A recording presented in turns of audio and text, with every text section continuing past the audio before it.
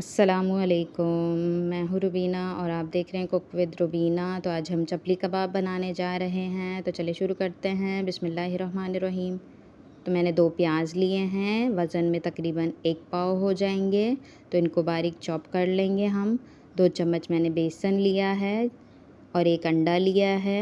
बेसन जो है वो आपने फुल भर के 2 चम्मच लेने हैं, ये वाले। तो इस तरह से हमारे चपली कबाब में बहुत ही अच्छी सी चिपक पैदा होगी। तो अब हम प्याज को बारीक बारीक चॉप कर लेंगे।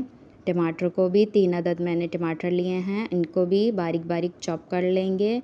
और हरी मिर्चें मैंने 10 से 12 ली हैं, तो इसको भी बारीक बारीक चॉप कर लेंगे। जितनी आपकी सब्ज़ी अच्छी चॉप हुई होगी उतनी ही अच्छे आपके चपली कबाब बनेंगे और इससे जायका भी बहुत ज़बरदस्त आता है।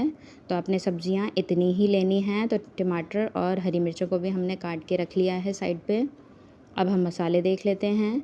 तो मैंने 2 चम्मच फुल भर के लहसुन अदरक का पेस्ट लिया है और उसका भी पानी मैंने निकाल लिया है।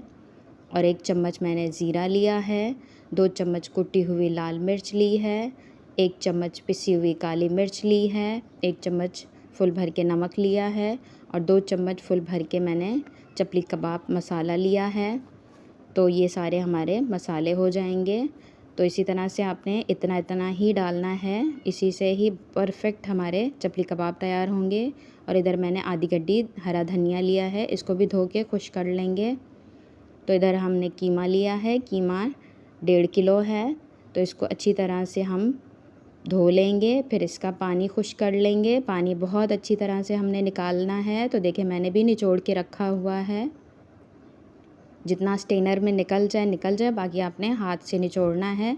बहुत ज़्यादा भी नहीं निचोड़ेंगे कि पानी बिल्कुल खुश्क हो जाए। तो देखिए हमने सारे कुछ जो पीछे निकाल के रखा है वो मिक्स कर लेंगे। देखिए अंडा भी 1 मैंने डाल दिया है, बेसन डाल दिया है, प्याज, हरी मिर्चें, अदरक, लहसुन और मिक्स जो मसाला हमने निकाला था, इसको अब अच्छी तरह से हमने मिक्स कर लेना है। बहुत अच्छी तरह से गूँदेंगे 2 से 4 मिनट तक, बहुत अच्छी तरह से मसल के, जैसे हमने आटा गूँथते हैं उसी तरह से मिक्स कर लेंगे। अगर आपको बेसन की थोड़ी सी ज़्यादा ज़रूरत महसूस होती है और पानी वाला महसूस होता है, अगर आपसे थोड़ा सा पानी इसके अंदर रह गया है तो आप थोड़ा सा बेसन बढ़ा सकते हैं। नहीं तो जितना मैंने बताया आपने उतना ही इस्तेमाल करना है, लेकिन अगर ज़रूरत है तो आप डाल सकते हैं। तो इसी तरह से बहुत ही ज़बरदस्त से हमारे चपली कबाब बनेंगे। तो 4 से 5 मिनट तक मैंने इसी तरह से मसल के, दोनों हाथ से आपने मसलना है। तो इसी तरह से मसल के मैंने गूँध लिया है। देखें अब हरा धनिया भी इसमें शामिल कर देंगे और इसको भी अच्छी तरह से मिक्स कर लेंगे। बहुत ही जायकेदार बनते हैं, तो ज़रूर ट्राई कीजिएगा। और अगर आपको मेरी वीडियोस अच्छी लगती हैं तो प्लीज़ मेरे चैनल को सब्सक्राइब कर दें, बेल आइकन दबा दें ताकि मेरी आने वाली वीडियो आपको मिल जाए। तो अब हम टिकिया बना लेंगे। टिकिया के लिए 2 चम्मच बैटर ले लेंगे और उसको अच्छी तरह से प्रेस करते हुए, दबाते हुए अच्छी तरह से हमने इसको टिकिया एक गोल सी बना लेनी है। प्रेस आपने अच्छी तरह से करना है क्योंकि इसी से ही जो है ना चिपक पैदा होगी। और एक तरफ से आपने बना लेना है, फिर पीछे वाली साइड से भी हाथ की मदद से दबा के इसको टिकिया हमने बना लेनी है। तो देखिए माशाल्लाह हमारे चपली कबाब बनके तैयार हो चुके हैं और बहुत अच्छी खासी क्वांटिटी बनी है। तो अब हम इसको फ्रीज़ कर सकते हैं और चाहें तो उसी वक्त भी इस्तेमाल कर सकते हैं।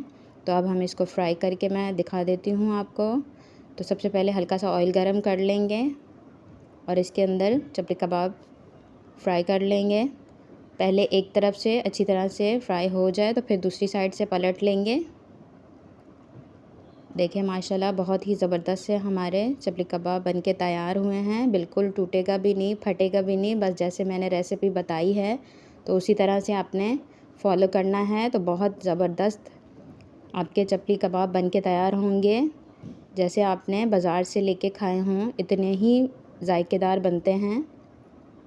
और फ्राई करते हुए ऊपर से ज़रा सा प्रेस भी कर लेंगे ताकि अगर अंदर नमी है तो वो भी खुश्क हो जाए और अच्छी तरह से हमारे कबाब फ्राई हो। और मीडियम आंच पे फ्राई करेंगे क्योंकि कच्चा कीमा होता है, बहुत तेज़ आंच पे फिर ऊपर से कलर आ जाता है और अंदर से कच्चा रह जाता है। तो बस इस बात का आपने ख़्याल रखना है कि मीडियम आंच पे ही फ्राई करेंगे, 3 से 4 मिनट में फ्राई हो जाएंगे। तो मेरी वीडियोस देखने के लिए बहुत बहुत शुक्रिया आपका।